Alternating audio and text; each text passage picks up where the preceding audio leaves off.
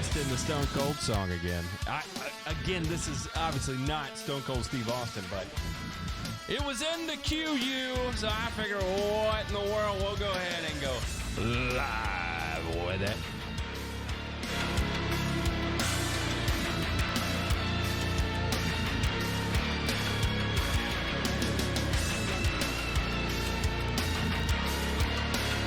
Yes, I'm live. Yes, I'm live. I think this made it up everywhere it's supposed to be. So I want to thank everybody for being here today. Like I said before, on Monday, this week was going to be chaotic, and let me tell you, woo, chaotic it is. Chaotic it is. Shout out to everybody in Calhoun, Kentucky. Shout out to everybody in Calhoun, Kentucky at Carbon Earth. Representing McLean County.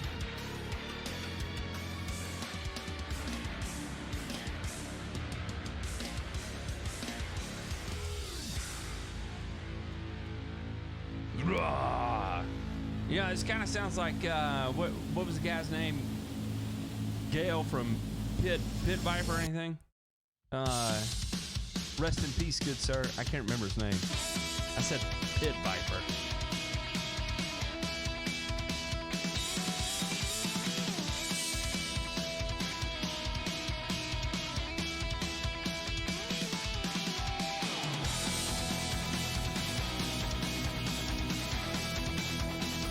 My wife over here is sending me pictures.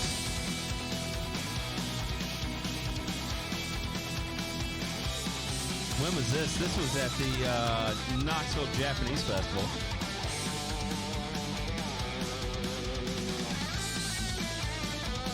No, it was the Asian Fest. I'm sorry.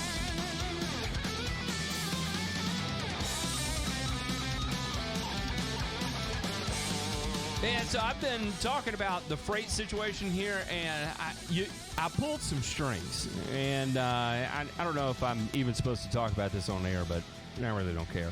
I pulled some strings and got one of those accounts that's like one of the nationwide databases for available freight in the country. Like, this is what like real freight brokers use to go and negotiate rates and all this stuff.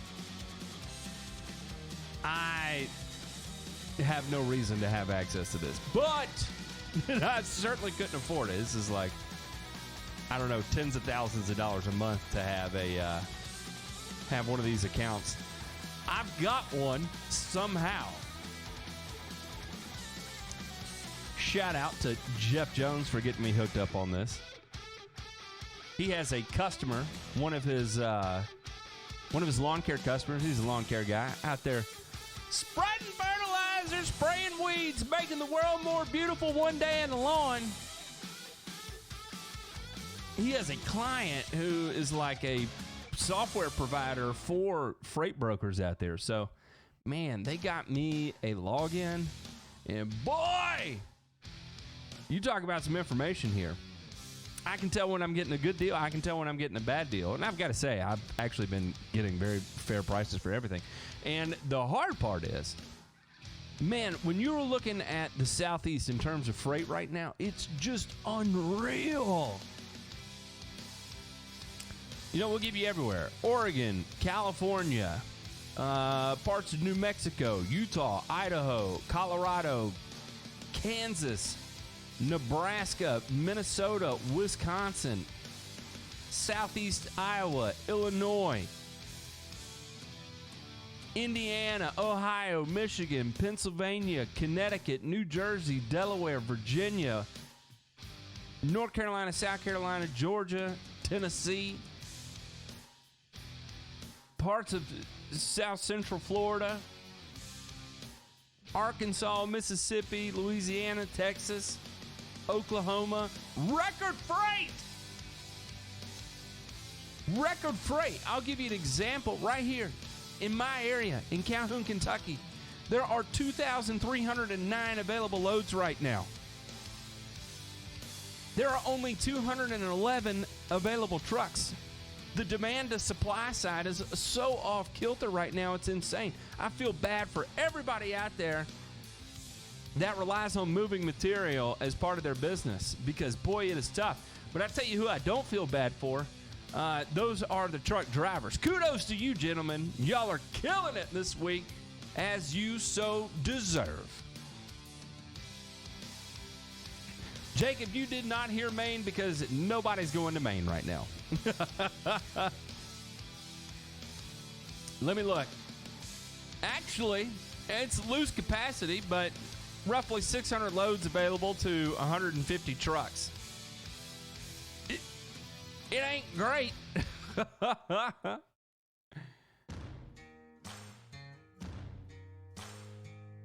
So, I mean, that just kind of tells you, Montana, 80 trucks. Let's see what Maryland. Maryland's so small, I can never even see it on the map. 3,300 loads available to 500 trucks. It's about a 6-to-1 ratio there. So anyway, I don't know, kind of interesting, and it's fun because I can see all of North America, so we can head on up and where's this?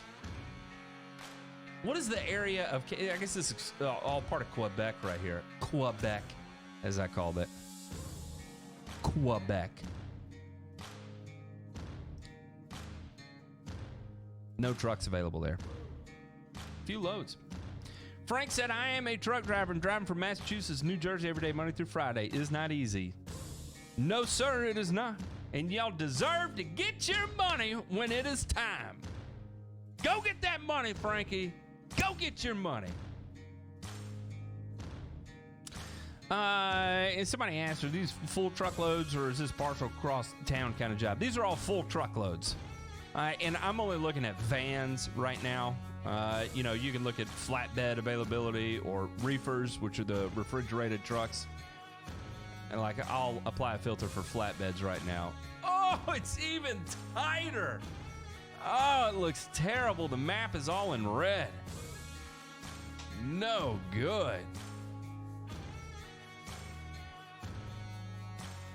Paul, the Hammer Outlaw, did 2 online field days in 2 days. Didn't take away much info from it. And was fed a virtual lunch. That sounds disgusting.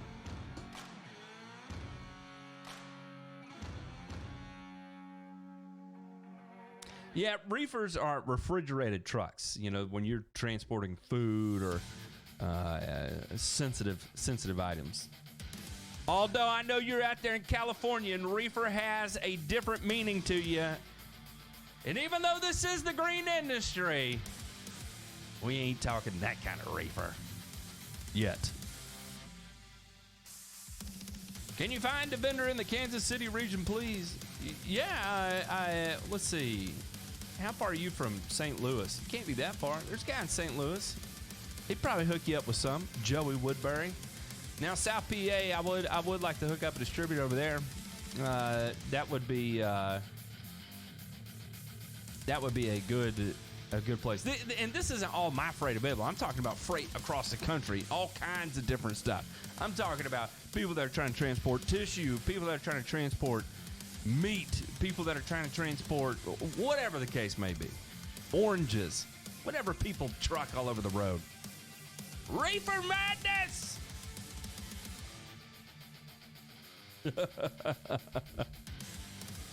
Yeah, speaking of, I would really like, let's see. Yeah, South PA, that would be a good one. Or even the Philly area, or we go over to the Pittsburgh area. One of those two. It'd be a good time. St. Louis is 4 hours. Oh, yeah, it's kind of tough. My bad. I thought that was kind of the same area. Listen, if it's north of, I don't know. Forgive me.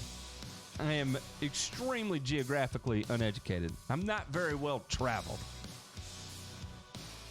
I've been to a few states, but most of the time it's via an airport And I don't know about y'all, but when I'm in an airport, my favorite thing to do, airport drinks. Yes! Yes! Said, ma'am, pour me a double. I would love some lemonade and sweet tea vodka. Please. And thank you. I don't know why I drink a lot of those at the airport, if they have it. Because a lot of times, too, especially like if I'm up in Pennsylvania, you can't get sweet tea there, but you can get sweet tea vodka. Kind of a weird thing, isn't it? Shots! I feel like that was actually the last place I had it was when I was in Pittsburgh. By the way, Pittsburgh, one of my favorite places on earth. Sorry for everybody in Pittsburgh. Beautiful town. I don't mean to make myself laugh, but I don't know. I went somewhere in Pittsburgh, had a fried chicken sandwich kind of deal there, and I'm like, man, boy, if y'all think this is good, we need to head down to old Tennessee. We'll just hop over to Nashville, have a nice hot chicken sandwich. Show y'all what fried chicken's all about. You don't mess with the 4 redneck food groups: caffeine, nicotine, alcohol, and cholesterol. We will fried food like you have never seen. Where else in the world can you get a fried Oreo? Where else in the world can you get a fried ho-ho? Where else in the world can you get a fried Twinkie? Has anybody ever had the disgusting, beautifully created funnel cake? That has to be from the South because it oozes heart attack. Pittsburgh and Cincinnati are tied. Yeah, I was trying to think if there was anywhere else. Now, I tell you, you start moving into southern Indiana, too. Woo! Woo! Cincinnati, southern Indiana, Pittsburgh. All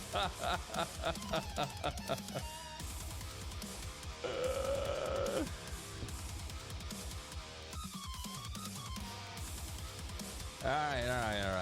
Oh, we'll get this down. All right, well, we're going to have a fun show today. If you have questions, feel free to ask. I'll go over them. Apparently, I don't know, Ray, if you're listening, we made some people angry on Monday. I'll tell you what. Boy, I got more hate mail than I have on a single topic than I probably have on any other topic. So if you're mad at me for the Monday show, by all means, share it. We'll talk about it on air. I don't mind. Perfectly fine with it.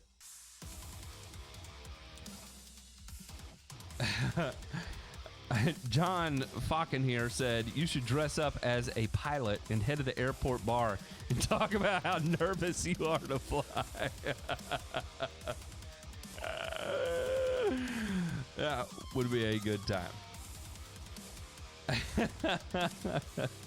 All right. I'm gonna kill the music. I'm gonna take a break. When we come back from break, let's jump in and we'll have a good show. Okay. All right. We'll be right back. Hey everybody, this is Hecubus from the Nightcap. I'm just sitting here relaxing within the vault with my friends and a tasty, tasty pint. You should stop by and listen in sometime. I'm here every Monday through Friday, 8 to 10 p.m. Eastern, live only on Turf's Up Radio. Your industry, your station.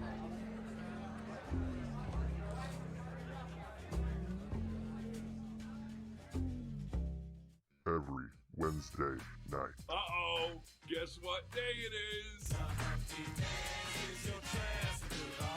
Hump Night with The Duck. 7 Pacific, 10 Eastern. Only on Turf's Up Radio. Hump day? We have to put up with this? The Rock! The hot place! You're not the top. Did I say something wrong? The Duck. On Turf's Up Radio. Turf's Up Radio. Your industry, your station. Are you a military family with a spouse on deployment away from home? Did you know that nonprofit Project Evergreen has thousands of volunteers across the country ready to help military families with lawn, landscape, and snow removal services? We call it Green Care and Snow Care for troops. If you are a military family and would like to receive this free service, or if you'd like to volunteer to help, visit projectevergreen.org. Project Evergreen, creating a greener, healthier, cooler Earth, 1 yard at a time. Hey, landscape pros, are you tired of digging through rocks and roots and breaking shovels in the process? Then it's time you checked out the Geo Ripper 616. It's a landscaper's dream with the Makita 6 Series 2-cycle engine producing over 4 horsepower of raw performance. The 616 digs deep in up to 16 inches of the toughest soils. Lighting, landscape, and irrigation contractors already love this improved lightweight trencher with its ability to get in and get out faster, easier, and with less ground disturbance. And you will too. This redesigned Geo Ripper 616 comes with 2 heavy-duty digging chains and a whole mess of helpful extras. To learn more about the Geo Ripper and how it can help you out in the field, visit georipper.com today.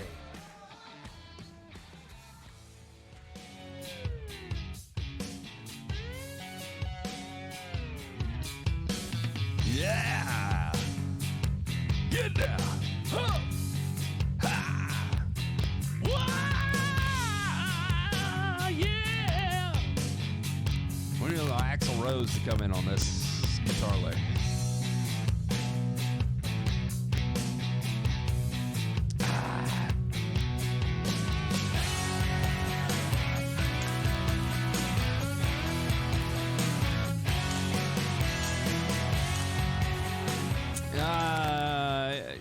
Daniel the Lawn Stripes, where was that message? Where did you send that so I can get the reading on it? We did have a question here, and this is I see where you're going with this, Polo. And Polo asked, "Hey, I've got a tall fescue lawn that has a tree in it, and it continues to thin this time of year under the tree. Can I seed Kentucky bluegrass, hoping it will spread in the open spots, or am I just screwed?" Here is the reality of that situation. Kentucky bluegrass does not grow in the shade, so it's going to thin out even faster than fescue does. It'll thin out like Bermuda does, aka disappear. If you truly want to control Bermuda grass, I have a one surefire way that without a doubt works 100% of the time. Plant a tree. 100% of the time, every time. I'm Ron Burgundy. Yeah, it just works. Same thing with Kentucky bluegrass. You'll just lose it all. Remember, tall fescue, festicus cultivars are really, and whether you fine fescue probably has the edge on it, just a hair. But your fescue is going to be about as good as you can get. So if fescue is not growing under that tree, pretty much just expect it's going to thin out every year, and you're going to have to overseed it every year. So the way I would approach that to the customer is, this is normal and is peak as it can possibly get.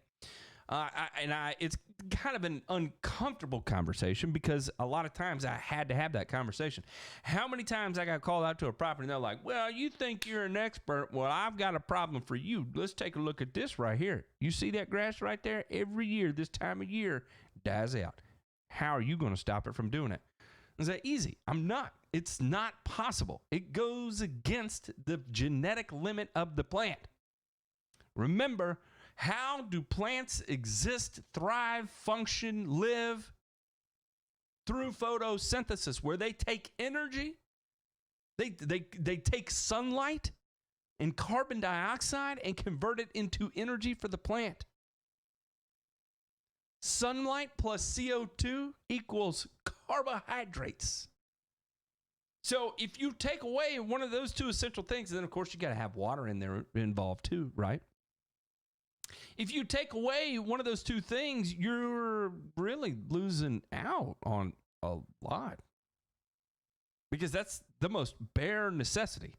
So in terms of importance, right there at the top, you've got light, water, and CO2. Got to have those three things. Then, in kind of next order of importance, you can start layering it. Right? You have to have a growing medium. that can sustain plant life, right? So you're talking about minute amounts of, your 12, 13 elements critical for the survival of a plant. Technically 12. Would it be 14? 12? Because you're getting carbon from the air. Is that what it is? Something like that.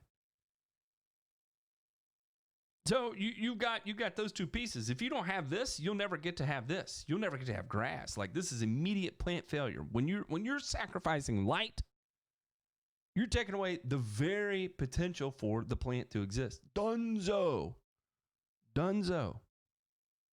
Right.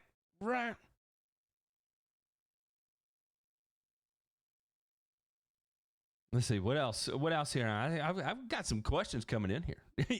Yeah, Polo, you are, man. There's no, you got nothing. James Piero was asking about tank mixing MFT, triple F. And no, I would not. You can mix MFT and Quicksilver. You can mix triple F and Quicksilver. I would not mix MFT and triple F. Triple F has phosphorus in it, and you start adding MFT with it, it can fall out of solution. Maybe if you have enough water in it, if you're using like a really high carrier volume, but I would not mix those all together. I would do them separately. That would be my general recommendation. And if it's part of a Bermuda grow-in, I would run out. I just right now on the grow-in period, I just run out your triple F. Just go hard on it. Save your MFT for when you're busting out next year. Something like that. Where was the other one? I also had some questions come in here too. Oh, Daniel, also, yeah, resend me that message. I don't know where you sent it to me. Needing confirmation for keeping my lawn. I need to reread that. With a tank mix of Gallery and Prodiamine, the old isoxaben, be a good pre-em mix for spring and fall applications. Looking to control grassy and broadleaf weeds with a single pre-em app. Yes, that would be a good one. Now, where you're limited in your prodiamine. The further we go into the existence of prodiamine, what you start running into is resistance. That's the whole name of the game with prodiamine right now. So if in terms of grassy weed prevention, prodiamine is working for you, great. Yeah, stick with it. Because really your only other option would be to rotate inside the same mode of action, So you're not really rotating anything. When we're talking about resistance, just because you switch from prodiamine to dimension, you are not helping your case with resistance. That's the same mode of action. Those are both dinitroalanines. They both affect the root through the same pathways. That's not how you manage resistance. So if prodiamine is working for you, yes, sir, that's a great mix. You can do that, and it's safe to do. It's a staple of some people. That's what they go out with. So by all means, Mr. Berger, that is a good one. Let's see here. Ada Zorge is throwing out some X-Green. It sounds like a good time. Mr. Shorefied, excuse me, man, if I mispronounced that. I apologize. Mr. Shorefied says, I have 10 days after germination turf-type tall fescue. Can I apply propiconazole and AMS and RGS in a 2-gallon sprayer at 14 days after germination? You can, yes. Personally, I would leave the propiconazole off of it. I'm not sure why you feel the need to apply propiconazole, but I certainly wouldn't do that, because more than likely, the disease that would be most likely to affect you in that scenario, you are not going to get any traction from the propiconazole. What I would be worried about now is a little bit of gray leaf spot, mostly Pythium. Then the second piece of this is that I would not be applying ammonium sulfate by itself. You're 10 days after germination, I would be applying N, P, and K. Unless you are high on those, then maybe we can justify it. But especially in this critical time of plant development, The most critical time of plant development, establishment. If there was ever a time it was more critical than any other, this is it. This is your chance. This is the plant fighting for life, saying, please give me an opportunity. I want to live. By feeding it just nitrogen. I can't say. I haven't seen your soil test, so I don't know. I'm talking off the cuff here. I'm using it as an example, Mr. Shorefiled. If I'm mispronouncing that incorrectly too, I'm sorry. I keep wanting to say it. Shorefide. This is the most critical time for plant development, right? You get one chance. Because if you let this roll, and you can't get it going, well, then you got to do it all over again, and you may be out of time.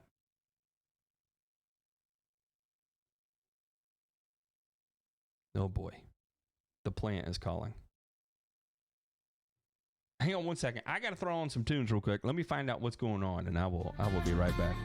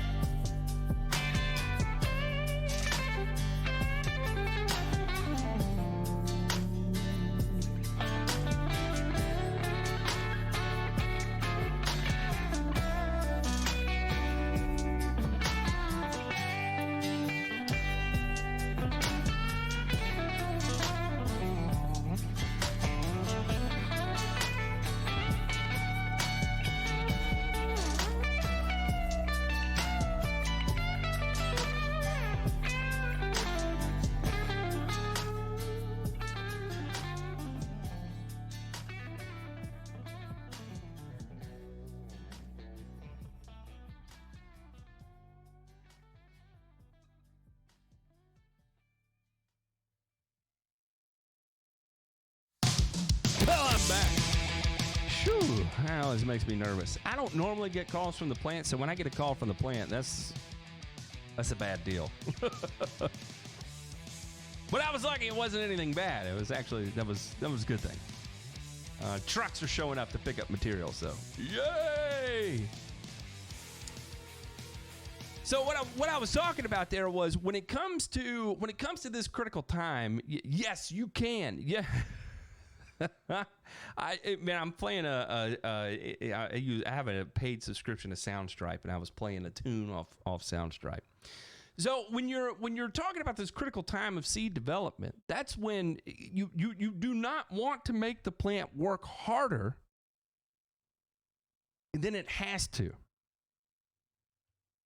And you talk about how you stress the plants and all this fun stuff. Don't stress it with just nitrogen. Think about it. If you are going into battle, right? Some sort of intense physical training experiment, and you've got to grow. You got to put on mass, right? For this type of deal, mass. Because you're going into a period of starvation before you're going to hibernate like a bear. You wouldn't hibernate by just eating lard. Right? He's high in P and K. You're probably good then. Yeah, I'm just using you as an example, though. And this is just for anybody else that's out there that may not be high in P and K. You wouldn't go into a battle, a hibernation battle, by just eating lard, right? Just consuming fats or eating coconut oil or something. You would have a balanced diet, right? You would need protein. You would need carbohydrates. And you would need fats. You want to take care of the triangle. You know what I mean? So, just as kind of an example for everybody out there, when you're doing your post grow-in program, post-germination grow-in program, remember, do not sacrifice the nutritional needs of the plant. Nitrogen is only one part of the equation. You have to have the rest of it in place. And Mr. Shorefide has it in place. And all is good. All is good. All right, let's see here. It seemed like, what is your recommended leveling material for transition zone turf type tall fescue? A hope and a prayer. I would probably use sand. There's nothing really that's going to outcompete sand. The more organic material you have in the material you're, what's the word I'm looking for? In the material you're leveling with, the less level it will be, okay? So sand as a leveling material is great because when you apply it, you're already at a pretty certain, pretty reasonable compaction level, right? So you don't have to worry about a whole lot of shifting and moving out of it once you apply it. Now, it can move with water off-site, but that's why you don't bury it under a foot of sand and then go out there with the water hose and start watering it in that way, right? Does that make sense? That makes sense.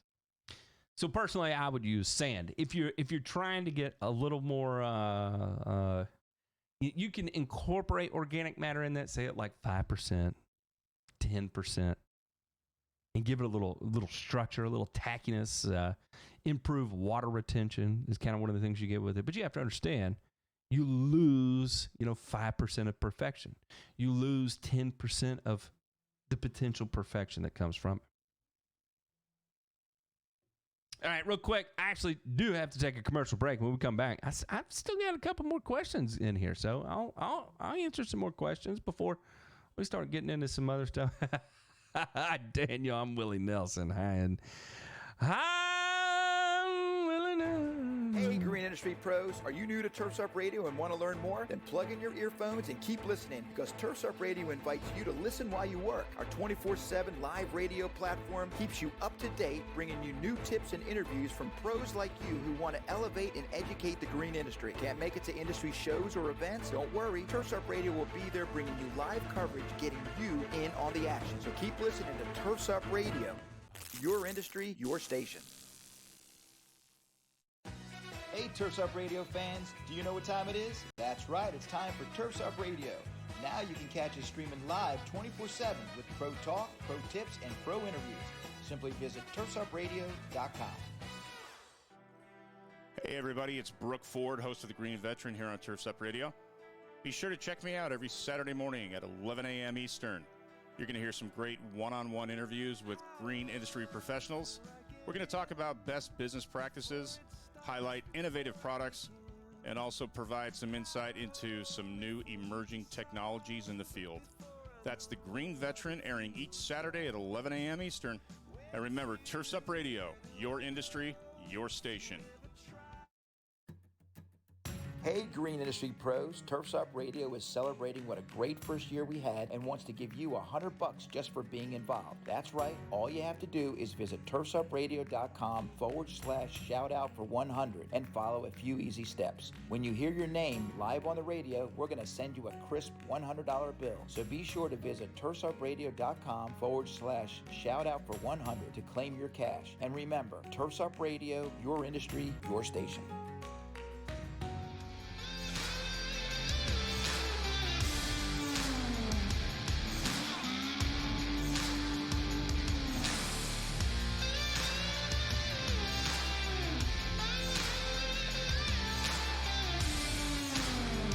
And we're back.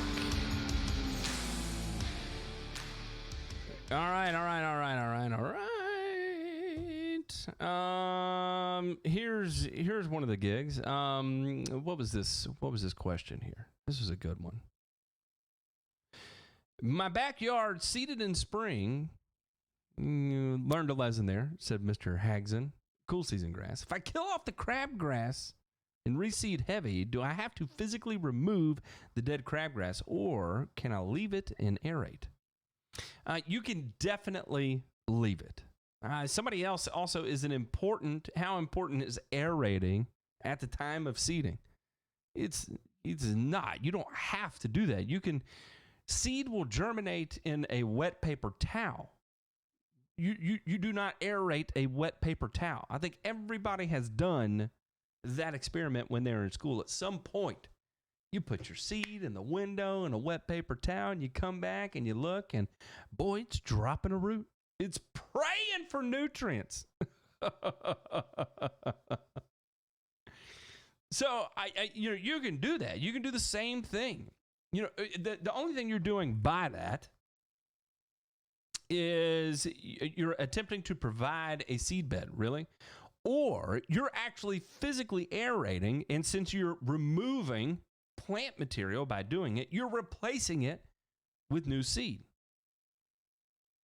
Because if you just aerated, in an essence, you can think about it this way, you're actually thinning the density of the turf. So as you thin the density of the turf, we know how important density is in preservation of soil moisture, soil stability, slowing runoff, all those fun things that go along with it. You can, you seed then to repair any of that collateral damage that goes along with opening up the soil. So do you have to aerate to seed? No, that's why you have like zip seeders. Anybody seen a zip? I'm calling it a zip seeder. That's redneck talk. Slit seeding. Basically the things that's like a verticutter, but it's got a seed box on the front of it, and everybody calls it a slit seeder. These things work great. They're not pulling cores. And germinate seed, one of the most effective tools you can use during seed establishment. You go two directions on that, and it grows inside quality. Not an aerator used at all. So no, it's not 100% necessary in the slightest. And now this is always a fun one right here too. Mr. Zach Jack Tree said, I laid down a full rate of prodiamine on my perennial ryegrass in Washington, realizing I should have removed a lot more debris before spraying. Do I need to reply or let it ride? If so, what rate? So if you applied and went ahead and watered it in, you're going to be fine. I would not be concerned in the slightest about the debris on the lawn. It was always a great debate I had from customers for years. The number of times I would say, well, I had like 4 or 5 leaves out there. You may want to come back and hit them. Hit them with what? Put your pre-emergent down where I had those leaves. I'm like, no. If you can adhere pre-emergent to the outside of a fertilizer prill and water it in and expect it to cover an area maybe 6 inches apart, and it can do so effectively, then I promise you, your coverage that you got is going to be sufficient. What I would be more concerned about is prodiamine failure in general due to the amount of POA pressure you have in Washington State. So there you go. You should be fine. I wouldn't be concerned about it all, to be honest. And I love this one here. This is a good one. And I tell you what it makes me want to do.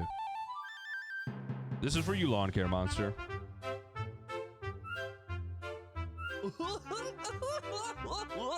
Bonus turf.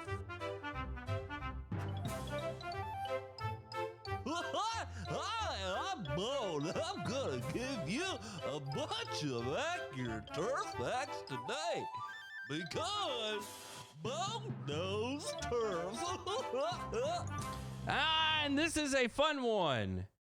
I had a customer asking me if there was a type of grass that is very low maintenance but grows really good in the summer. So today's Bo's Knows Turf segment, we are going to discuss the uniform unicorn turf grass. The one that grows really well but is extremely low maintenance. So what I would recommend in this type of scenario is look at converting your lawn into a dwarf mondo grass. The absolute unicorn of turf types. It perpetually stays at 2 to 3 inches, has a nice color, and does well in shade. Ah, yes, the unicorn lawn that is low maintenance but grows good in the summer.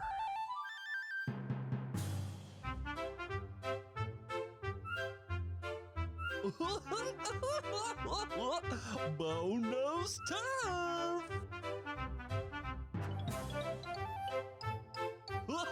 Hi, I'm Bone. I'm gonna give you a bunch of accurate turf facts today because Bone knows turf. Yes, so with that and the sharing of the information together, we can watch Bo grow. There you go. There's your fun fact. Ray, yes, you did. You triggered a lot of people. I got a lot of bad emails. I got a lot of bad emails. And so that's fine. Maybe I got like 11 or 12. Not even going to read them. We'll just go right past it. Aaron Berger says, why do all your fertilizers contain so much sulfur? My soil test is a bit low on sulfur, but at 10% sulfur, your fertilizer, 818, et cetera, would put down too much sulfur for me, right? No, not at all. Because you have to remember that as long as you're applying nitrogen, your soil is using, your plants are actually using sulfur. And this kind of goes to talk about the difference between sulfate and actually sulfur. They contain so much sulfur on the fertilizer label in the form of sulfate. Sulfate is a usable plant nutrient. It is a nutrient that is used in actually a pretty high amount.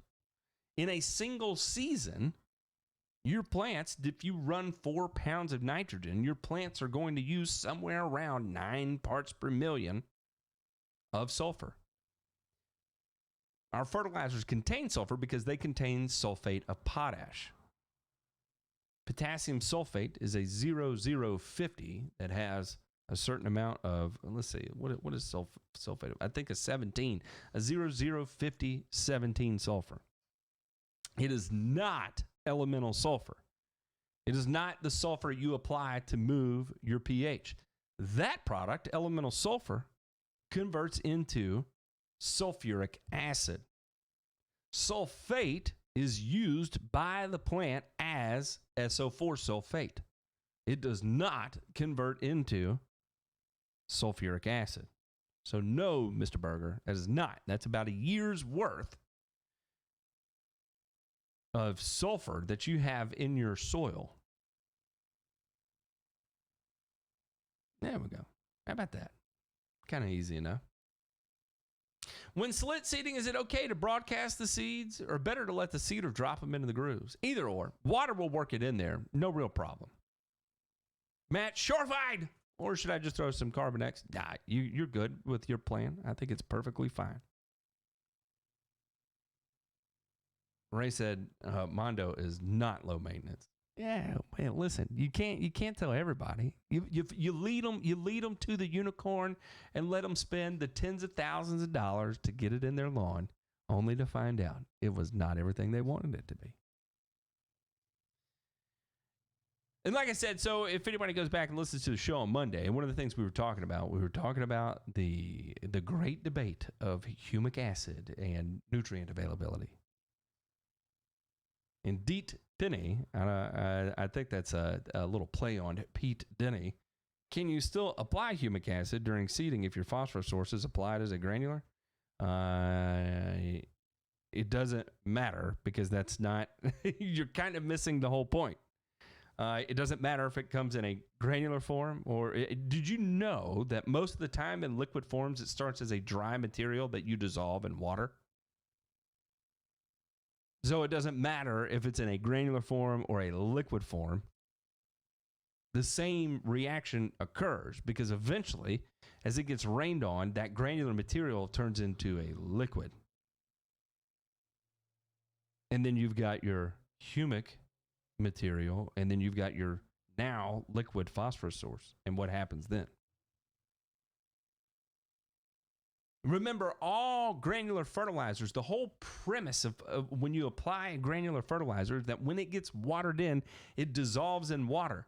And as it dissolves in water, now you have at the soil surface a liquid fertilizer in a sense. And it's not exactly the same. When you apply a liquid fertilizer, there's also some foliar uptake that occurs too. It actually makes its way in through the leaves. not 100%. You're not going to see 100% of foliar efficiency. It's impossible, especially if you're applying any kind of any significant amount. Maybe if you're applying like 0.01, if you're applying 1 ounce of nitrogen over 1,000 square feet, maybe you could get all of it to absorb it. Nah, you might then. But the rest of it, again, it'll dry on the leaf, right? And then it gets watered in. When it dries and it dehydrates, so you're left with actually dry fertilizer adhered to the leaf. And then it gets watered from rain or whatever the case may be. And when the rain comes, it dissolves that dry fertilizer that was stuck adhered to the leaf, absorbs it back into, dissolves it back into solution where it can be taken up through the root system. It's one of the things I think a lot of people still get, I don't know, confused about, I guess. And I see this a lot of times when people say to me, on this liquid product, I've got a 2400 that I applied. The rate's only 3 ounces per 1,000.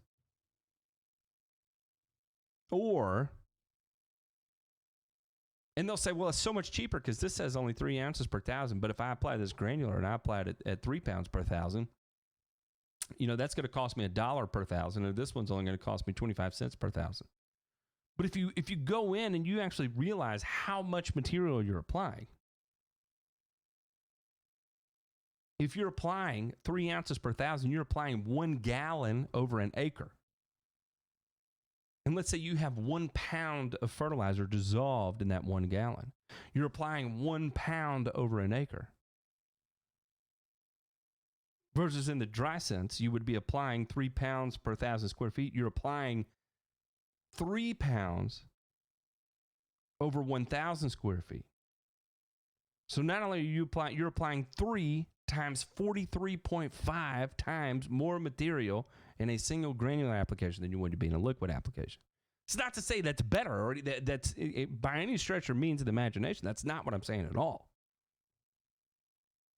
But if you're going to compare it, actually compare it. Should I add surfactant to the MFT and Quicksilver mix? With Quicksilver, I wouldn't worry about adding surfactant. Is perennial, actually, this is what I would do, James. I would consult the Quicksilver label. If the Quicksilver label recommends it, then do it. Is perennial ryegrass a bad grass to plant in my area? Will it last these hot temperatures, or should I spray it out in April when my Bermuda's waking up? Asking for a friend. If you have it in Bermuda grass, 100%, especially where you are in the transition zone, I think you're in Louisville. Yeah, I would definitely spray that out and not rely on temperature to transition it out.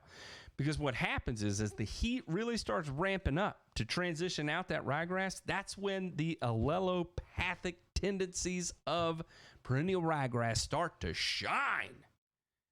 And when allolepathy starts to happen, that is when a plant will emit a chemical that will attempt to sterilize the soil around it to eliminate the competition. It's a physiological stress response, right? Then it wants to give itself the absolute best chance of survival by eliminating any competition that may steal from it. Well, the problem is that you are wanting your Bermuda grass to come in and start doing well. But you can't.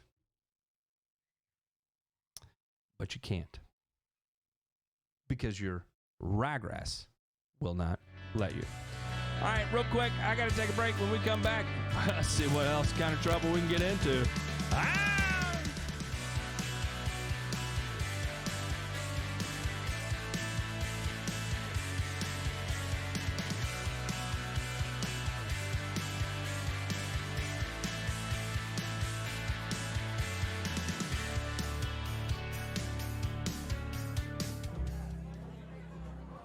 Hey everybody, this is Hecubus from the Nightcap.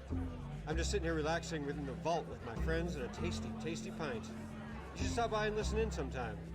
I'm here every Monday through Friday, 8 to 10 p.m. Eastern, live only on Turf's Up Radio. Your industry, your station.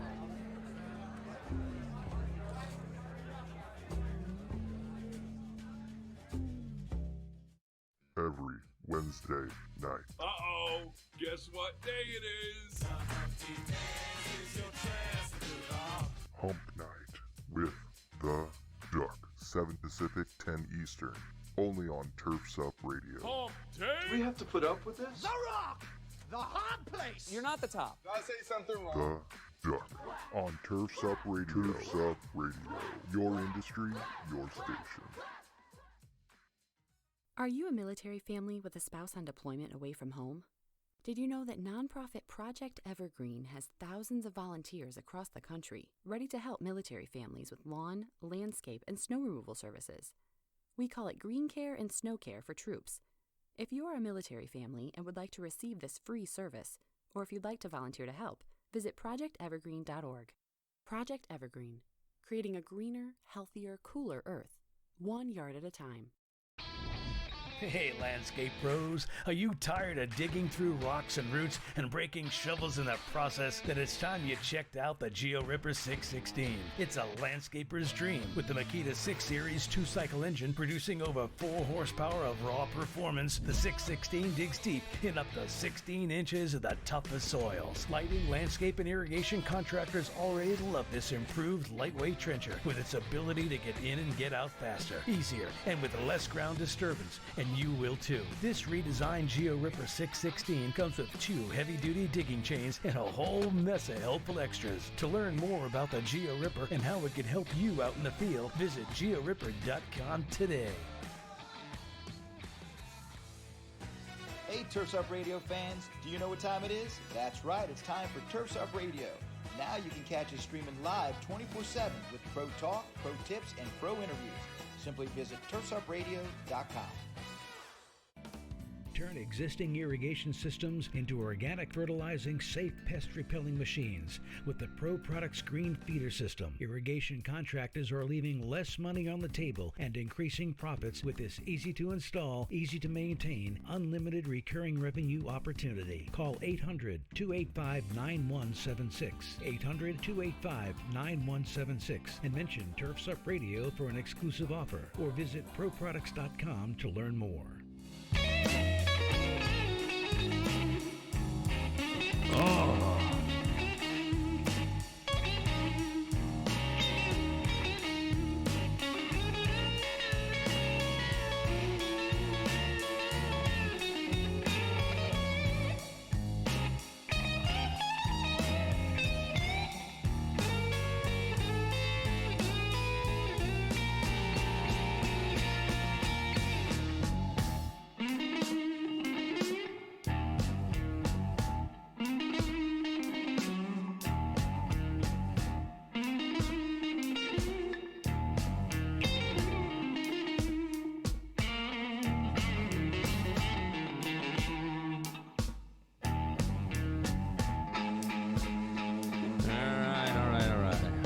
Second here.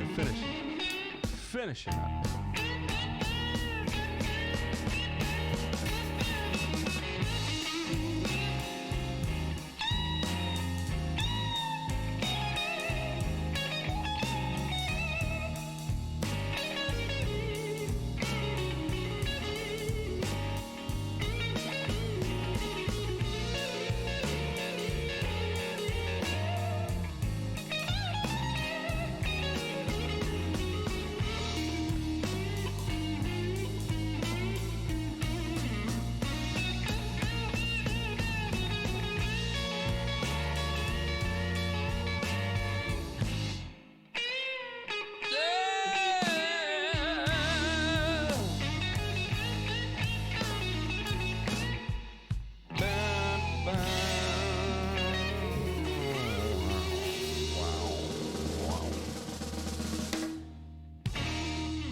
All right. Mr. Shorthide, Yes, there is. What Ray recommended there. And the question is there a preventative for Pythium? Is there a curative for Pythium? There is. Aliette, as he recommended. I'm one of the old traditional ones, which is I like the old mefenoxam. I've always had good luck with it, so that's why I've always used it. Let's see. This is kind of an interesting one. Alexander Thomas said, I came across a 0022 with sulfur and potassium and obviously magnesium. Is best to apply in the fall Bermuda grass on central Alabama? Here is the thing. Okay. What you are dealing with right there is sulfo-mag, and the only time I would recommend you to apply sulfo-mag is if you are magnesium deficient. If you're not magnesium deficient, applying excessive magnesium can cause a tightening of the soil. Excessive magnesium soils are usually incredibly hard. Even if you have sandy soil that is high in magnesium, it is rather impenetrable. I'll give you an example for those of you who are in the Richmond, Virginia area. Sandy soil, high magnesium, usually inverted magnesium to calcium ratios there. Incredibly low pHs, incredibly hard soil, very firm.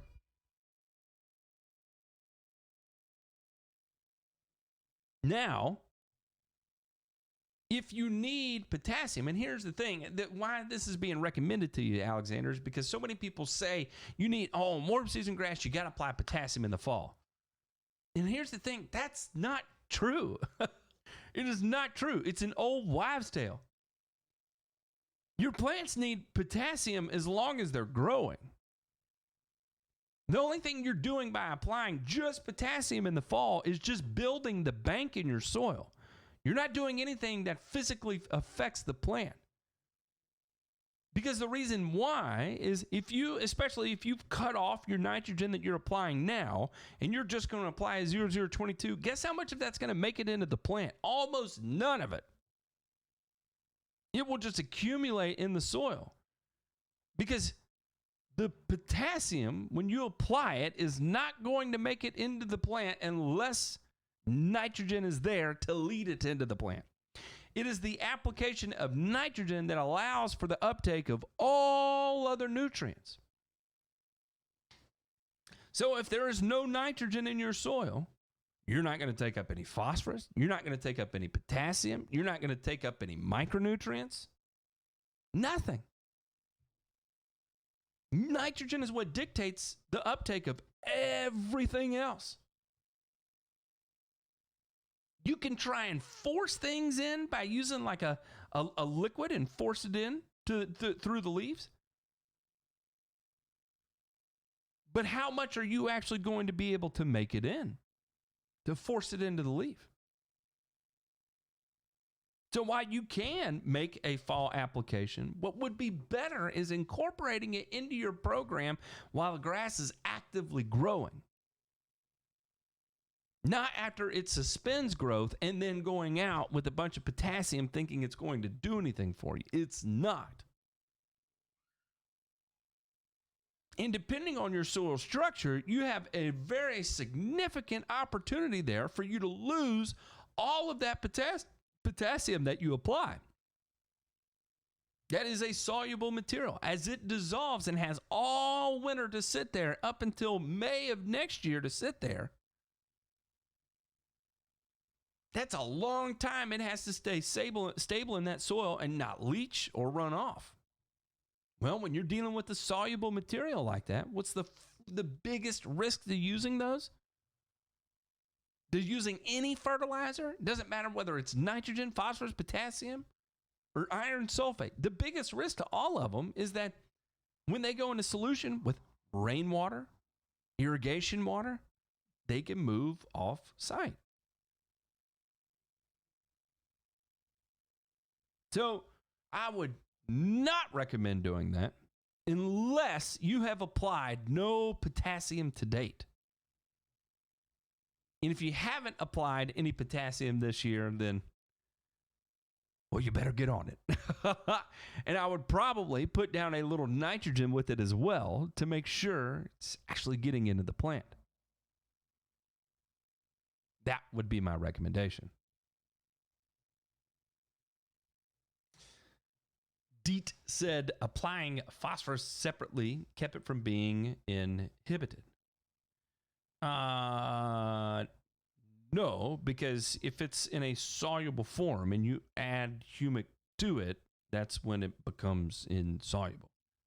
So that's kind of the thing, unless the statement there is that humic magically disappears in a short window between your initial application and your other application. So, no, that would be like magic.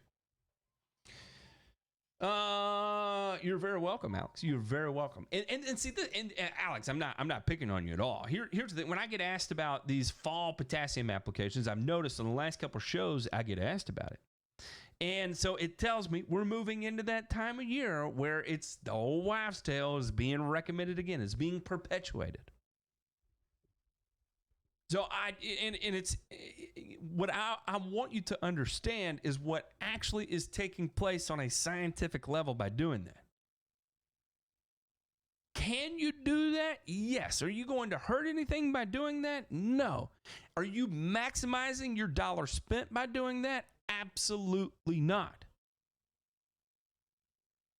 Remember, we have to work within the confines of, well, science.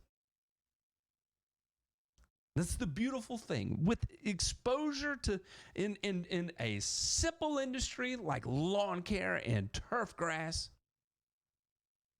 we get to touch on all these things, both chemistry and biology, just for this one here. This is so science rich. So when you're told something like that, I tell you what you need to do. You need to apply some OO22. You need to apply some Supplemag. Yeah, just get you a little Supplemag for the fall. Help strengthen up that root system and help you fight off the opportunity for what is it? It's going to stop winter stress. I apply potassium in the fall for winter kill. Stops winter kill.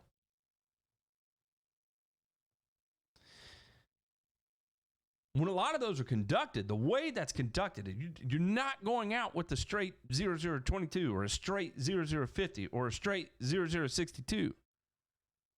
What's being applied in that scenario is actually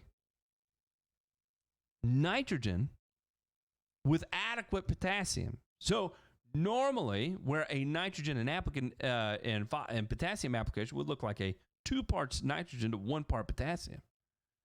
In those types of scenarios, oftentimes it's 1-to-1. So you've got nitrogen and potassium at the same rate. That means you're applying a surplus of potassium. You are making sure at a critical time you have ample of available potassium to make sure your plants do not go dormant, deficient of potassium. Does this make sense? Am I making sense? All right, real quick, I've got to take a break, and when we come back, let's have some more fun. Let's dive into this situation here that Daniel brought up, because Daniel said he messaged it to me. I don't have it.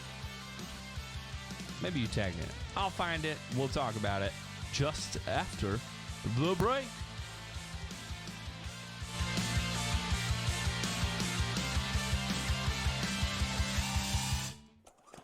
Hey guys, it's Frank Borg. More lawn care pros are working on their business rather than in them with the Lawn Buddy app. Lawn Buddy puts you in the driver's seat right along with your employees, helping you to guide them through their work while you focus on growth. With the Lawn Buddy app, you'll be more confident that work is being done and more money is being made faster. To learn how Lawn Buddy can help your lawn care business, visit lawnbuddy.com or simply download the Lawn Buddy app today. Great job, guys.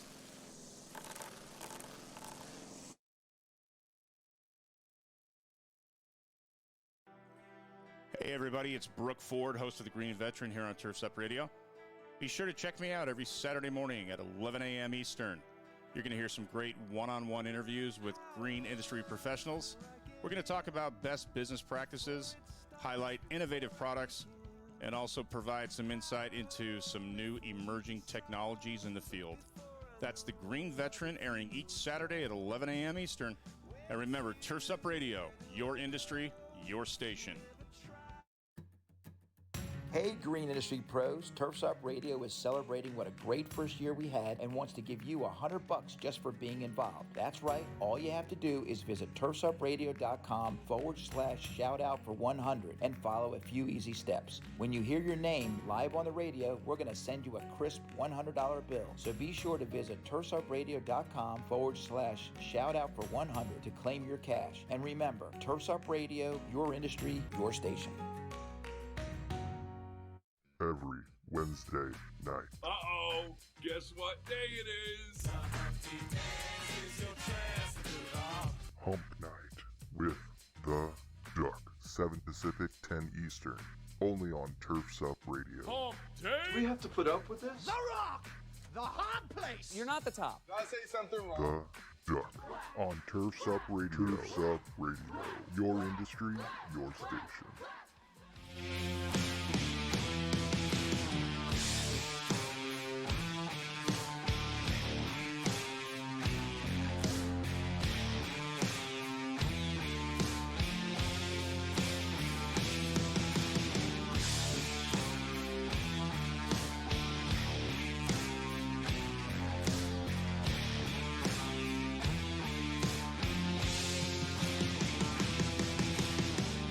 All right. So this is kind of a fun one here. Daniel, I finally found it. And this is the statement. And man, this is one of those things that just absolutely chaps my ass. You heard it right here first. Chaps my ass. And the statement is, and this really grinds my gears. The statement is, true men, real men, let weeds grow and give no care about green's lawns. As long as there is space to put a car on blocks and drink beer in a lawn chair, we do not care. Just saying, your lawns, Daniel, I'll take this a little further. Your lawns are unhealthy. And I think you're suffering from confirmation bias.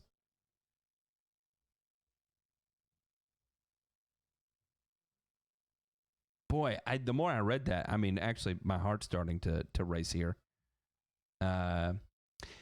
Here's the thing. I absolutely love when the environmental people, and this is the whole goal of this, if I have an end game, people ask me, Matt, what's your end game?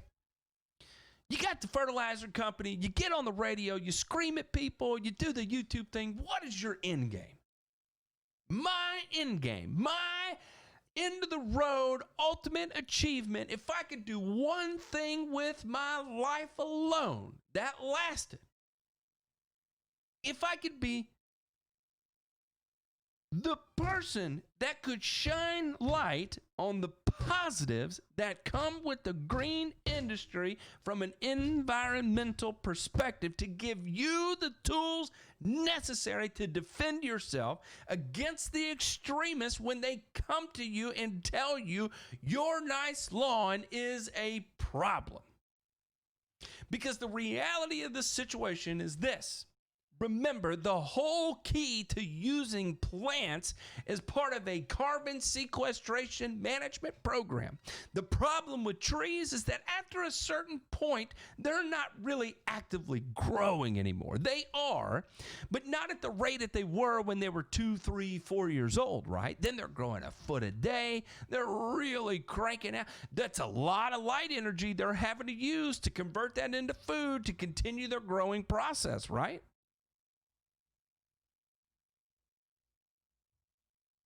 So we immediately begin to see when you start measuring carbon sequestration rates, part of it too is managing your growth rate. Things that grow a bit more aggressively and require, because they grow more aggressively, they require a little bit more maintenance, right? And the reason why they're growing more aggressively, what's actually taking place is that means that's more energy required to stimulate that growth. And where does the energy come from? Again, your carbon dioxide and your sunlight. And so what happens after those carbohydrates are made? Where do they go? That becomes the energy for the growth of the plant. It goes back into the root system as carbohydrates and is deposited there as the roots cycle, as they grow and expand and die. The root cycling effect, you're taking from the atmosphere and storing it in the soil. Real men let weeds grow and give no care about green lawns. My ass, because here's the problem with your weeds. One, your leaf density of a weed matches nothing even remotely close to the leaf density of a highly maintained lawn. Highly maintained lawns sequester 2 to 4 times the amount of atmospheric carbon, taking into account the hidden carbon cost of maintaining that high performance lawn. So you, sir, Mr. Shootin', you, sir, are the problem. We're not just a small problem. You, sir, are a gigantic problem. Your weed-infested, thin and sparse lawn is contributing to the environmental problem we may or may not be facing right now. You are not part of the solution. And you, Daniel, with your kick-ass, dark-ass grass lawn, are contributing to the solution. Applying the nutrients required safely based off the soil tests you performed. Applying it at such a rates that your plants will positively benefit from. You are part of the solution. And oh, weed man over there, stay high and tight on your blunt, good sir. But must you understand you must. You are a significant problem in the grand scheme of things. Thank you for your zero contributions. I hope your yard garden that grows your dandelions that you take and you put into your salad for your one meal, that maybe you get 2 toppings on your meal through the course of the year, that just sits there and does not a damn thing positively for you. I hope you look in the mirror and you feel the pressure, that same guilt that you attempted to lie on Daniel and call him obsessed and tell him he suffers from confirmation bias for wanting to better his property for the world. Daniel, thank you for your selflessness. Thank you for giving back. And Mr. Shootin', no thank you for your contributions. You, sir, are not a productive member of society. Your inability to process the most basics of science that is taught to all of us as young children in science class, maybe 6th grade.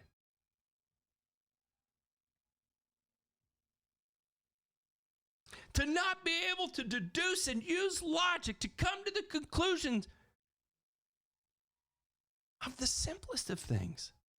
Photosynthesis. We all studied it. And then apparently it oozed right out of your ears in between you taking the time out of your day to go huff on your 6-foot bong. Did you clear it in one rip? That's the important question. Did you clear it in one rip?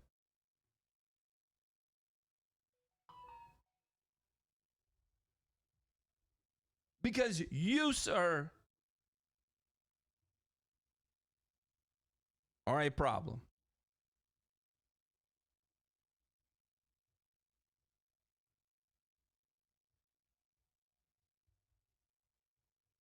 We good? Did we get all that out? Did we process it all?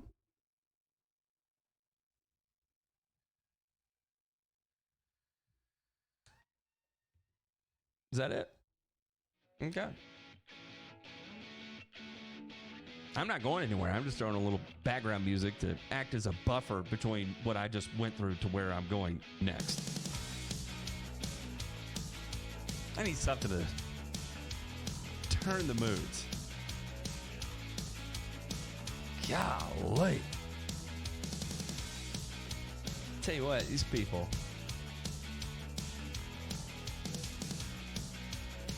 drive me crazy with this. I could go on and on. It chaps my ass, and that's why Daniel shares it with me, obviously, because it's somewhat funny how angry it makes me. I don't know why.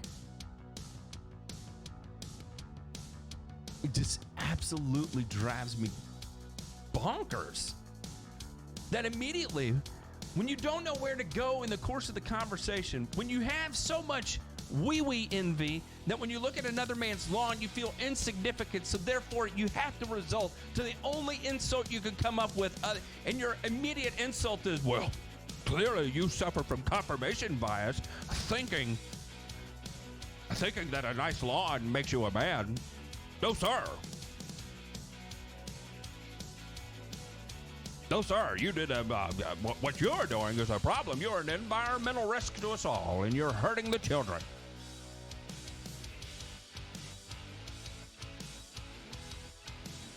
Am I hurting the children? No, you are hurting the children. I'm leaving the world in a better condition than when I got here. Thank you, Aaron.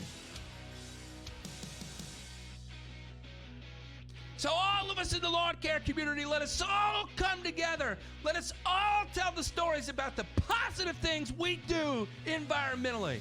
Tell them all about why we study this. That's why I'm listening to this damn radio station. I listen to Turfs Up Radio so I can be the positive in my environment. Damn it, I'm part of the solution.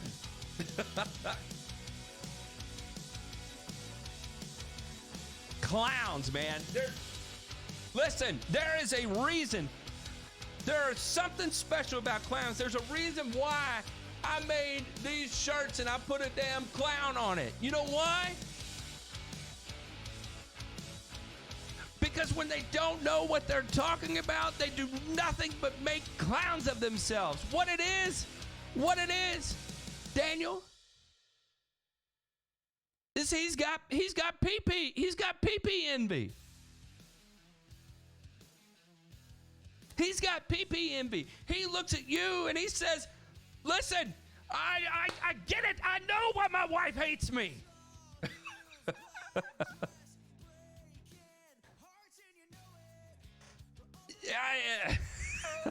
Never mind. I'm gonna filter myself right there. Might have gone a little far.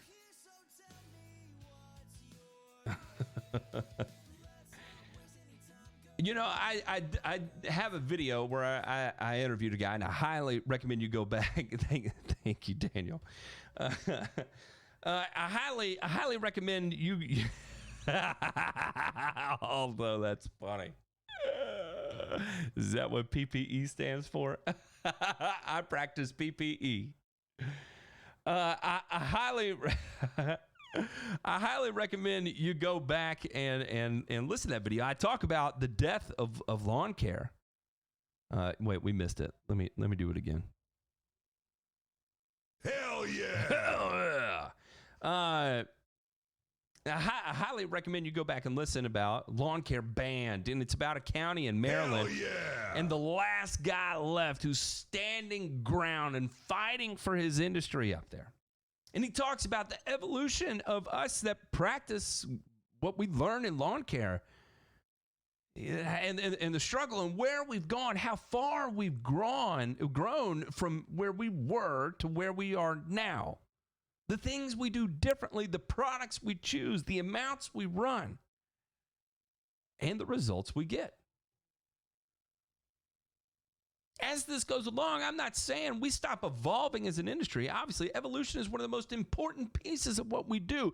If we suspend our thirst for knowledge, if we suspend our daily education, as an industry, we collectively fizzle out. We must learn, grow, evolve, and pass it on. And not pass it on for the sake of passing on an old wives' tale. Raise your hand if you have been told that if you have moss, you need to apply lime. Number one that chaps my ass. I've been told that. Hell, I even believed it. Why did I believe it? Because the guy that told me, I trust him. Oh, Robert.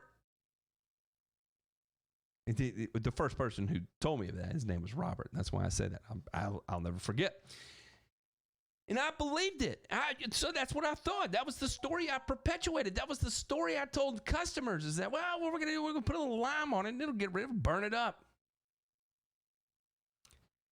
But when you look at it from a scientific perspective, though we are taught that, that's not what's taking place at all. Opportunistic. Moss is opportunistic. It can grow in low pH soils. It can grow in high pH soils. And the problem is that by passing on that old wives' tale, what you end up doing is you're going to run into a situation where you teach that to somebody and they're going to move and they're going to live in an area that has high pH soil and you're going to be out there slamming it with lime because you're convinced you know this is going to take care of it because Robert told you back in 99. Robert told me, so I'm going to go ahead, man, and I'm going to fix it. I'm going to balance the soil, and it's going to correct the moss issue. Do you know how it started? I'll tell you exactly how this started. Do you know how this whole bow-nose turf thing started? First, he called my manager. I mean, he straight up Karen to me. Can I speak to your manager? He did. But the second piece of it, I witnessed it, that the information was being shared to another person in lawn care that the way to correct moss was to give the soil a little balance. No lie, that was it. And so when you start taking that, what is the scientific definition of balance in that scenario? If somebody's telling me to balance the soil without looking at a soil test and just and trying to correct a moss issue, what does that mean? Can somebody please define in that scenario, what does balance mean? We have no information on what the soil pH is. We have no information from nutrient density. And the only thing we know is that there's presence of moss. What does balance mean?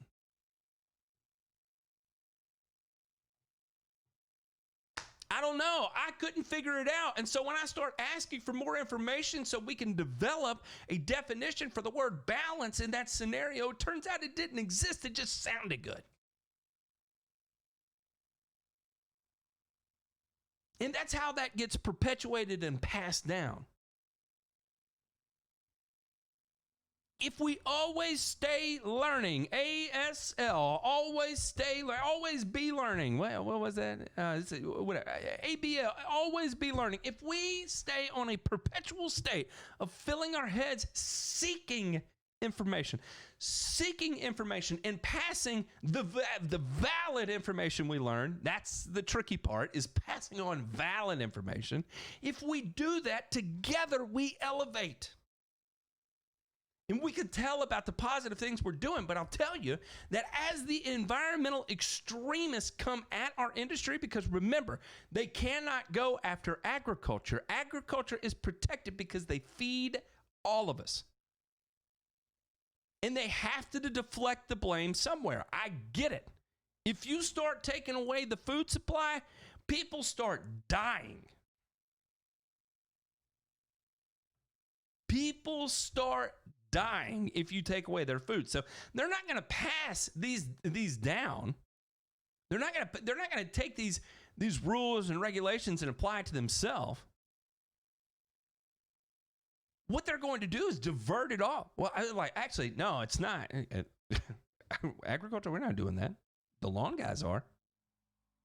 And they're going to come across, and we're going to be in one of those situations one day where we say to somebody, and they're asking us about how we control moss and lawns, and we're going to say we just need a little balance. And they're going to say, see, I knew you would say that. You're out here putting more chemicals on the ground. You're spreading fertilizer that you don't need to spread, and it's not accurate. I caught you.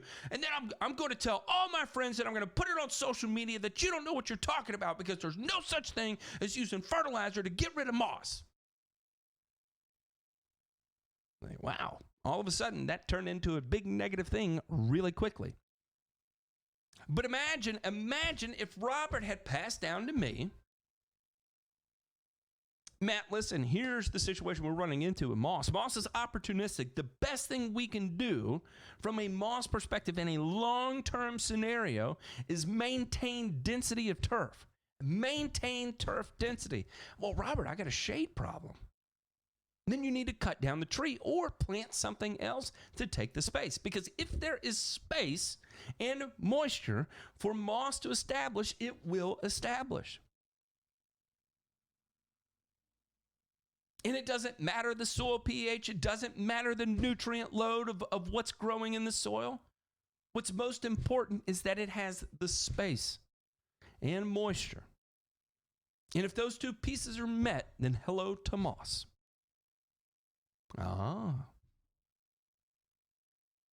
So you mean to tell me that I don't really need to be out there trying to kill moss? I just need to make sure my lawn is thick and it would handle the moss problem if I just get it thicker? Yes. If that was passed, and that got passed down the line, and that became the new normative for when you're dealing with, don't cut down the tree. No, the trees save us all. Trees are great. Don't get me wrong. I love trees.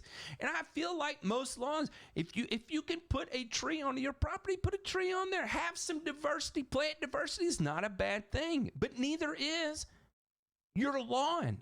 In fact, it is a very badass tool in the grand scheme of things.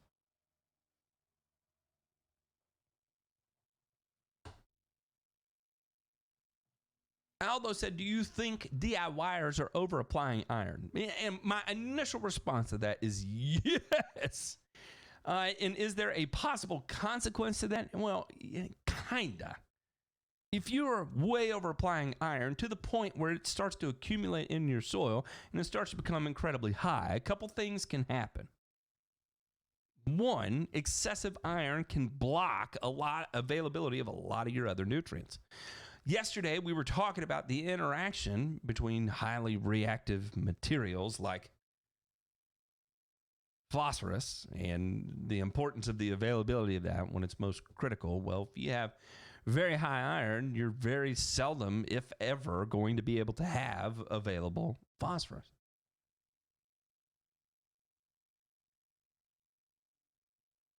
So, yeah. In terms of the environment, well, yeah, you start, iron is a metal, right? And so it starts to leach and move into other areas. And especially as it sits in the environment, it reacts out and becomes ferric oxide, which is rust. So effectively, you're sending metals all over the place through repeated over application, which is never a good thing. If you want to take this and look at it on a large scale, look at copper sulfate in organic production, copper. You start getting accumulation of copper in soils, that ain't a good thing. Handling copper in general is not a good thing, especially copper sulfate, very soluble, and make it into your bloodstream. We start getting lots of copper and iron into our water. What happens? Why do they hide iron supplements or even in children's vitamins, they keep iron out of it? Because it's very easy to over-accumulate in your blood and ultimately will kill you. Now, I'm not saying that over-application of iron is going to kill you at all. That's not what I'm saying. But it's a real possibility. Now, I don't know what all the DIYers are doing, so I'm not going to point any fingers and say you're doing it wrong. That's not at all. That's not my place.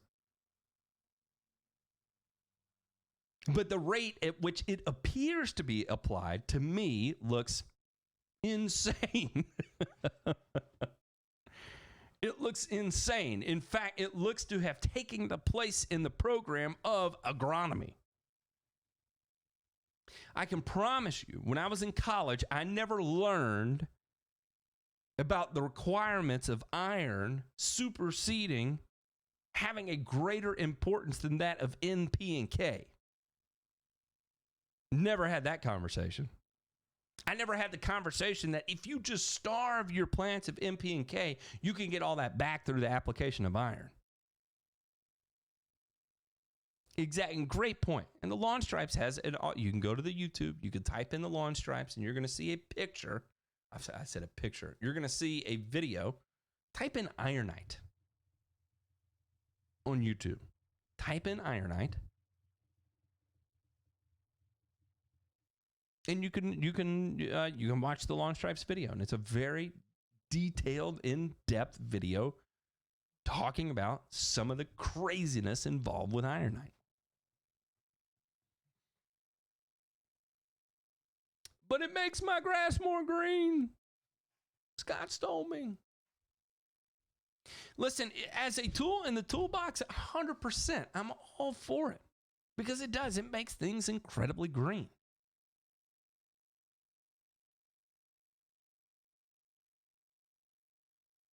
But at the end of the day, it all comes down to moderation, right? Can you use iron if you have a good NPK program? Yeah, because the majority of what you apply is going to be used by the plant. But when you sacrifice NP and K in favor of iron, that's when it becomes a problem. But if you use iron as a supplement to your NP and K, that is very beneficial. And again, the only contact I have with any of the DIY community is through what I see on YouTube. So that's not a fair litmus test of what everybody's doing. So I really don't know. But if I look just from that perspective, it looks sometimes like it might. But again, it's just a total guess because I don't know the whole picture. I don't know everything that's put on the lawn. Yeah, and for a good point there, Mr. Pajak, if you do make a single application of too high of a rate, boy, have you ever turned grass completely black before? Jet black. That is when you know you have reached a phytotoxic rate of iron. I don't know how many people out there for their day job handle ferrous sulfate from time to time, and you maybe accidentally spill just a little bit of it, and you get this real nice black spot, literally dark black grass. It's kind of freaky.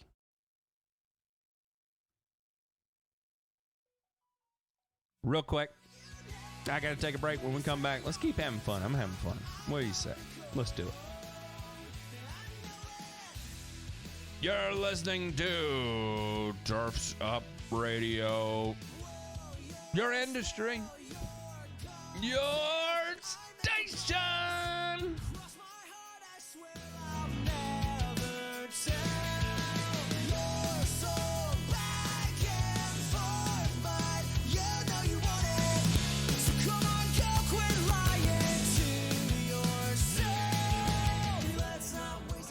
Hey everybody, this is Hecubus from the Nightcap. I'm just sitting here relaxing within the vault with my friends and a tasty, tasty pint. You should stop by and listen in sometime. I'm here every Monday through Friday, 8 to 10 p.m. Eastern, live only on Turfs Up Radio. Your industry, your station.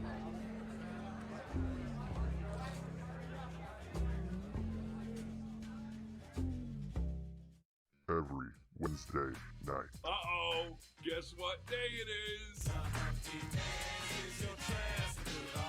Hump Night with the Duck. 7 Pacific, 10 Eastern. Only on Turf's Up Radio. Hump day? Do we have to put up with this? The Rock! The hot place! You're not the top. Did I say something wrong? The Duck. On Turf's Up Radio. Turf's Up Radio. Your industry, your station. Are you a military family with a spouse on deployment away from home? Did you know that nonprofit Project Evergreen has thousands of volunteers across the country ready to help military families with lawn, landscape, and snow removal services? We call it green care and snow care for troops. If you are a military family and would like to receive this free service, or if you'd like to volunteer to help, visit projectevergreen.org. Project Evergreen, creating a greener, healthier, cooler Earth, 1 yard at a time. Hey, landscape pros, are you tired of digging through rocks and roots and breaking shovels in the process? Then it's time you checked out the Geo Ripper 616. It's a landscaper's dream with the Makita 6 Series 2-cycle engine producing over 4 horsepower of raw performance. The 616 digs deep in up to 16 inches of the toughest soils. Lighting, landscape, and irrigation contractors already love this improved lightweight trencher with its ability to get in and get out faster, easier, and with less ground disturbance. And you will too. This redesigned Geo Ripper 616 comes with 2 heavy-duty digging chains and a whole mess of helpful extras. To learn more about the Geo Ripper and how it can help you out in the field, visit georipper.com today.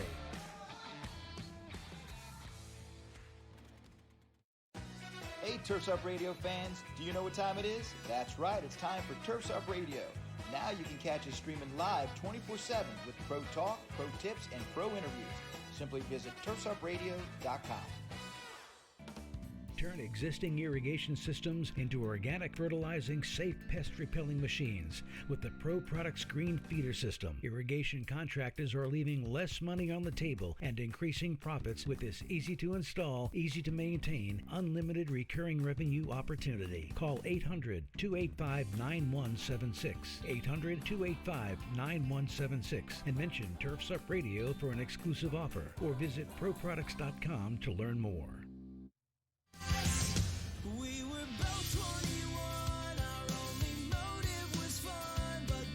What the emo is this?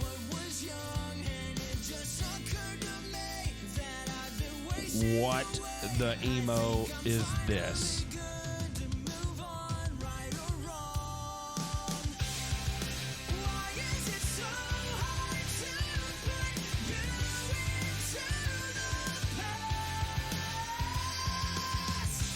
The saddest song of history.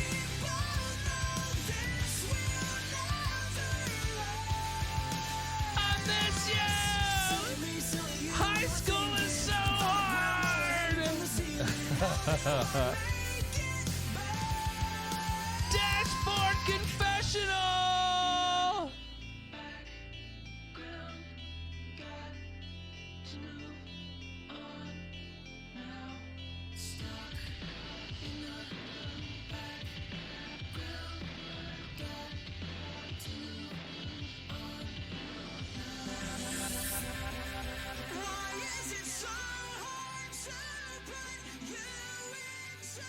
All right. Oh my gosh. I know you can't read this, but guys, the plane just told me there's 4 trucks there at one time right now. That's kind of stressful.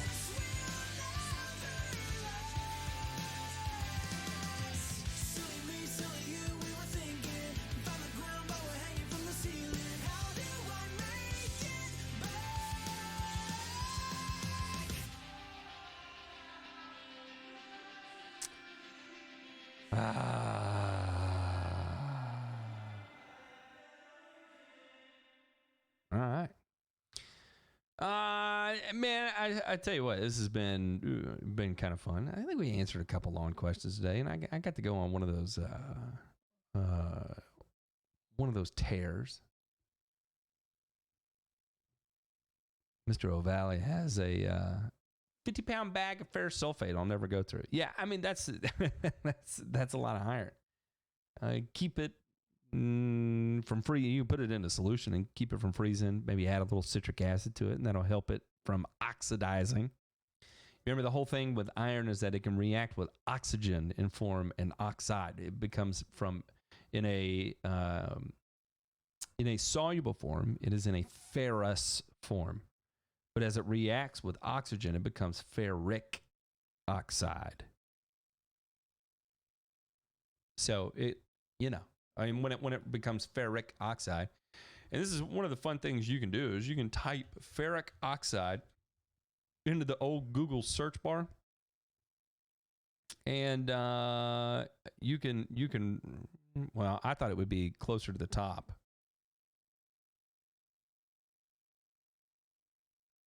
No, it's not. Never mind. Oh, yeah, here it is, right here. Iron oxides are chemical compounds composed of iron and oxygen. There are 16 known iron oxides and oxyhydroxides. The best known of which is rust. So there you go. It's kind of interesting. Some of the things you can figure out when you search for it that way. And these are just things that you can look on a. These are things you can just look on, your fertilizer bag and start typing it in. Like the whole thing. When you hear people say like, "Oh, you can apply what is it? What's the word I'm looking for? Oh, you can apply Epsom salt to the lawn. Epsom salt. You start. You're thinking like, oh man, you apply Epsom salt. And you look up what it is, and you see it's magnesium. And remember, it dissolves in water, right? It's what a lot of people use it. That means it's probably a sulfate, magnesium sulfate. Eventually, that too could oxidize and become magnesium oxide. Paul said, one more question. Should I mow Bermuda grass low and then plant ryegrass, or should I kill the Bermuda and then plant ryegrass? No, you do not. If you plan on it being Bermuda next year, you do not kill the Bermuda grass at all. So really, the only thing you would do is, and yeah, you can mow it low or you can broadcast it. However you should choose to do. Most people mow it low. Scalp it down, thin out that canopy, allow a little more sunlight to get to the soil surface. And you would be amazed at how well ryegrass germinates right there into the Bermuda. A month later, you're like, oh yeah, I can start to see this. A couple good fertilizers later, you get your first frost out there and you're like, wow, this looks nice. This is really nice.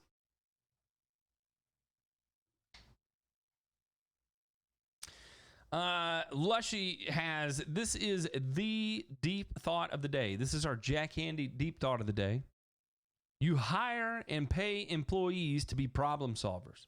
There's nothing you can do from your house. Load them up and get them out and feel good. Lushy, that is a very deep thought, and you're exactly right. Oh, I know what you're talking about. You're talking about the 4 trucks being there at one time. Yes, and they will. They will get it solved, very much so. I feel bad because I know he's way short-staffed, and there's 4 trucks there at one time, and that's unfortunate. Mr. Shorfhide sent me his soil test to look at here. Let's see if I can do this without. I think I can throw this up on the screen if anybody wants to look at it. We can kind of go through it here. I wish I could write on this screen in real time so everybody could see it, but I can't. There may be, if anybody's familiar with OBS Streamlabs, you know, if I can actually write on the screen and let me know, that'd be great. Because I don't know these things. Listen, I only play like an IT professional online, but in reality, I'm really not. If you look over in the chat, you know, Daniel and a couple other people over there, those are real IT professionals. I just stayed at a Holiday Inn Express once. once. Although I'm telling you, we're working on the whiteboard thing. We are working on it. All right, look here. Let's see what we got. Let's see if we can expand this so everybody can see it. So we got two soil tests here that we're looking at. Okay. So you're not super high in P and K. This is reported in pounds per acre. So when we're doing pounds per acre, remember our ppm is 50% of our pounds per acre. You divide by 2. So we have 70, 80 parts per million of phosphorus, which is fine. You're not excessive by any means. I wouldn't consider that just off the charts high. You have 200 parts per million of potassium, which is good. You're in your optimal range right there. I don't start getting a little tweaky about potassium till I start dipping down closer to 100. So 200, I'm not overly sweating it. Now, boy, when we start looking at the not fun part of your soil, 350, 475 parts per million of magnesium, that sucks. And it sucks not for any real reason other than I understand how hard your soil can get. It's difficult in that scenario. It's difficult. And I see here on your average fertility level, they have your phosphorus and potassium at very high levels. I would not consider that a very high level.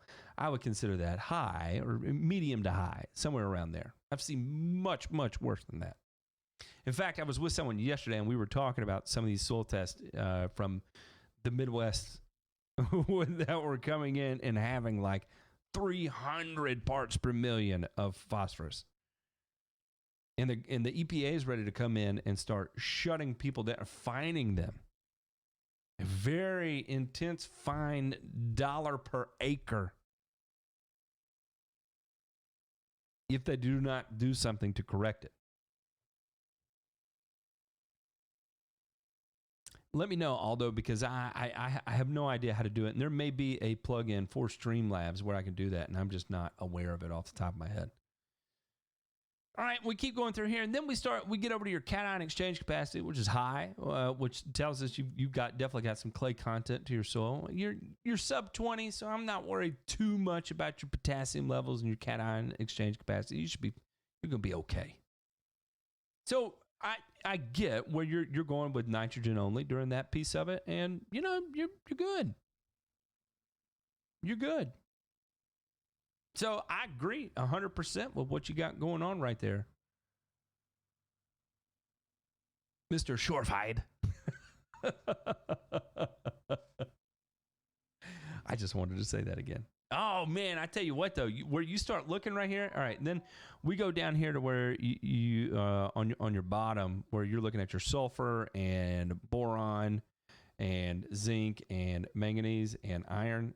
You get 127 parts per million of iron. That's friggin' high. That's high. 153 parts per million of iron. That's friggin' high. Look at your manganese levels.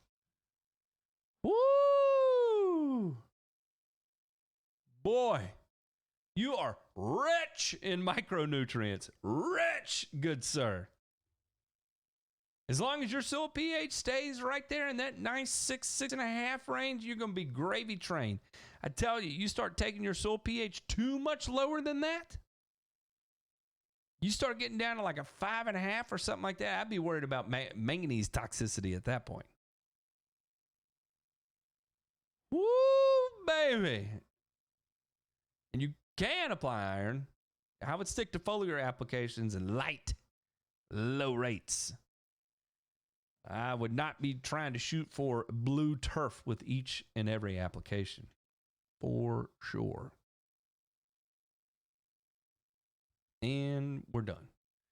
My text messages are blowing up over here, so I'm just going to check everything real quick and make sure I'm a little panicky.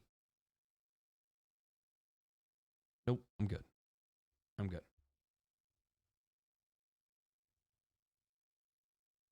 So, Mr. Shortified here, I think your plan there is great. Actually, I think that's awesome. I would do something similar with that. Probably not exactly the same, but wait a second here. He said the trees are my area of the lawn that has 10 trees. Yeah, it's not your soil. The problem there is the fact that you have so many trees. That's the problem. It's not your soil. Light can be a real bear. A real bear. So what I would do is thin the trees or remove the trees if you want grass to grow well in that area. I know why people look at the soil, because they're like, I just don't understand. It really grows nothing. And depending on the type of trees you have, remember when I was talking about the allolepathy thing with perennial ryegrass? That allolepathy thing really applies to trees. One of the most famous allelopathic chemicals is juglone. Juglone is a chemical emitted primarily through the root system of, walnut trees, black walnuts. And boy, oh boy, that one, it can legit. So, you may look at a soil test like this and you look at it and you're like, well, what's wrong? It really won't grow grass. I even cut down the tree and it won't grow grass.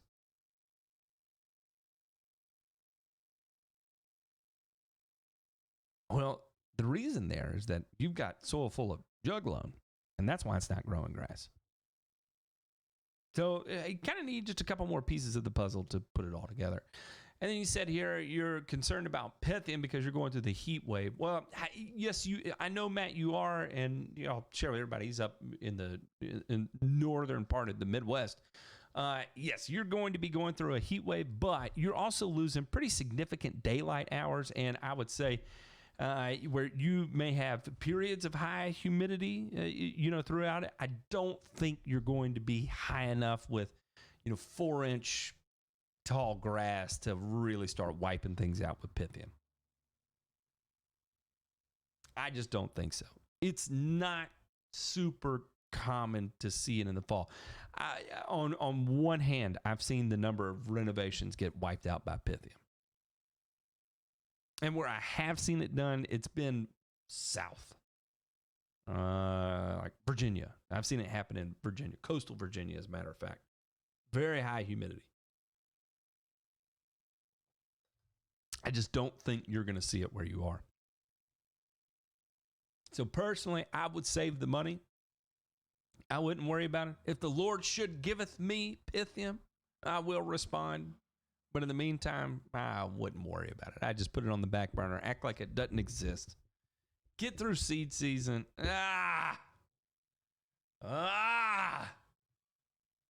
Not even sweat it.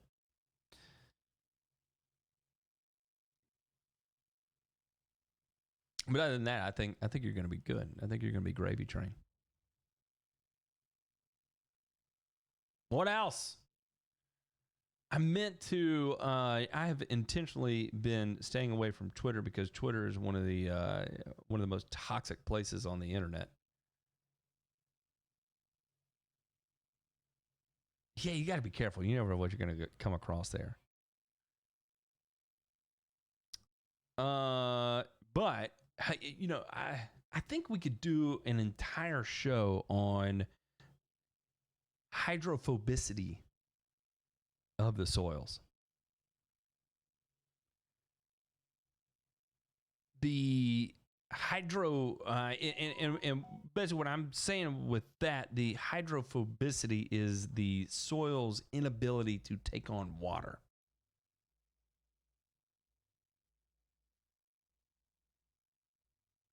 That's a pretty tough thing. Sorry, I kind of got panicked because I looked over here and boy, there is a great purge taking place in the Lawn Discord. And if anybody's interested in joining the Discord, you can go to thelawndiscord.com Whew. That was steep. Good work, sir. My goodness. Look here. Aldo just DM'd me the Epic Pen, the world's most popular screen marker app. I wonder if I can do this with live streaming. I don't know. I'll do a little digging in it.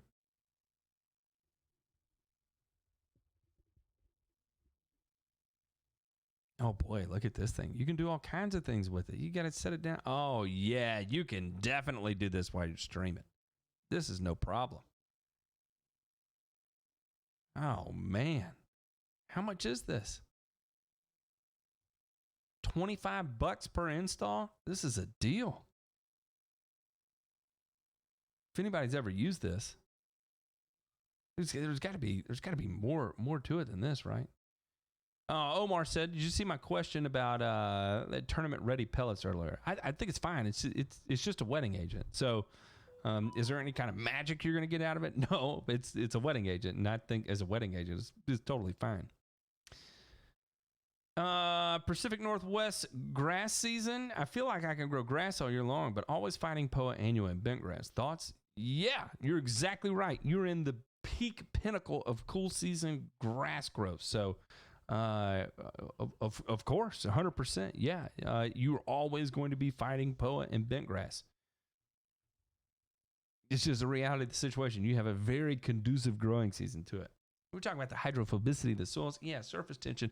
And more so with a weird period of the year where water starts rejecting soil. It's just a strange thing. And I really want to take a whole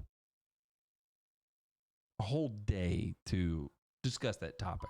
There's kind of a lot to unpack there. And boy, the text messages right now are getting pretty frequent here.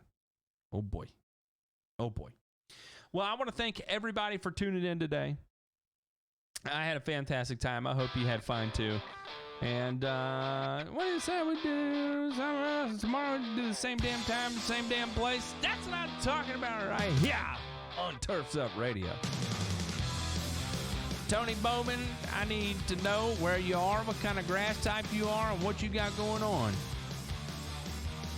Because I can't answer those questions without that information.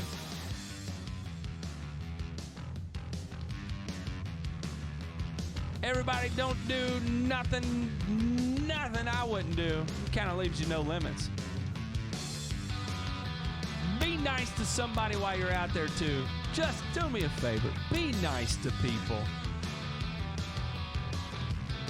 Listen, it's not worth it to not be nice. See a stranger, smile. Just smile. There's a lot of negative things out there. Contribute to the positive. A smile can go a long way in making someone's day. I don't know where that rhyme came from, but it came from somewhere. So everybody, smiles on, positivity on. Do not hug a stranger. Stay away from large crowds. And don't listen to me. Tony Bowman, it would be Carbonex. All right.